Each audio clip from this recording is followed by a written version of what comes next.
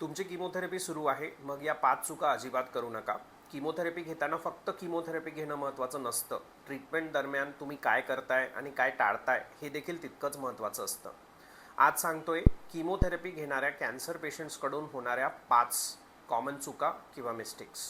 चूक नंबर 1, डॉक्टरांना side effects न सांगणे. हे किमोमुळेच आहे, सहन करूया, असं अजिबात करू नका. ताप येणे, उलट्या येणे, जुलाब, खूप अशक्तपणा, श्वास घेण्यास त्रास, तोंडामध्ये अल्सर्स किंवा इतर काही नवीन सिम्पटम्स असतील तर ऑन्कोलॉजिस्ट टीमला लगेच सांगा. काही साईड इफेक्ट्स वेळेवर ट्रीटमेंट घेतल्यास सहज कंट्रोल करता येतात. चूक नंबर 2, स्वतःहून औषधं किंवा सप्लिमेंट्स घेणे. किमोथेरपी चालू असताना अनेक पेशंट्स व्हायटमिन्स, आयुर्वेदिक मेडिसिन्स, हर्बल प्रोडक्ट्स किंवा इतर सप्लिमेंट्स स्वतःहून सुरू करतात. नॅचरल आहे म्हणजे सेफ आहे असं नेहमीच नसतं.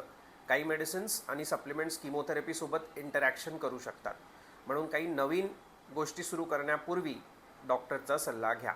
चूक नंबर 3, तापाकडे दुर्लक्ष करणे. किमोथेरपीमुळे व्हाईट ब्लड सेल्स कमी होतात आणि इन्फेक्शनचा धोका वाढतो. म्हणून किमोथेरपी दरम्यान ताप आला असेल तर तो साधा व्हायरल म्हणून इग्नोर करू नका. तुमच्या कॅन्सर सेंटरनी दिलेल्या फीवर इन्स्ट्रक्शन्सला फॉलो करा आणि आवश्यक असल्यास तातडीने मेडिकल अटेन्शन द्या. तुमची प्रत्येक सिम्पटम किंवा साईड इफेक्ट हा तुमच्या ऑन्कोलॉजिस्टच्या व्हॉट्सॲपवर गेलाच पाहिजे. चूक नंबर 4, किमोथेरपीचं शेड्यूलमध्ये स्वतःहून बदल करणे. या आठवड्यात मला लग्नाला जायचं आहे, आता बरं वाटतंय म्हणून हा सायकल नको, असं स्वतःहून किमोथेरपी पोस्टपोन किंवा स्किप करू नका. डिले कधीकधी आवश्यक असतो. लग्नही तितकेच महत्त्वाचे असतात जितकं आपलं आयुष्य आहे, पण तो निर्णय डॉक्टरला घेऊ द्या, कारण हे निर्णय तुमच्या ब्लड काउंट्सवर, ऑर्गन फंक्शनवर आणि तुमच्या ओव्हरऑल कंडिशनला पाहून आम्हाला ठरवावे लागतं.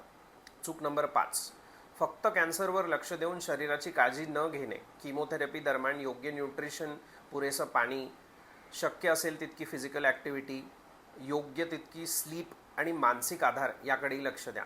कॅन्सर ट्रीटमेंट ही फक्त किमोथेरपी नसते, हा एक कंप्लीट जर्नी असतो.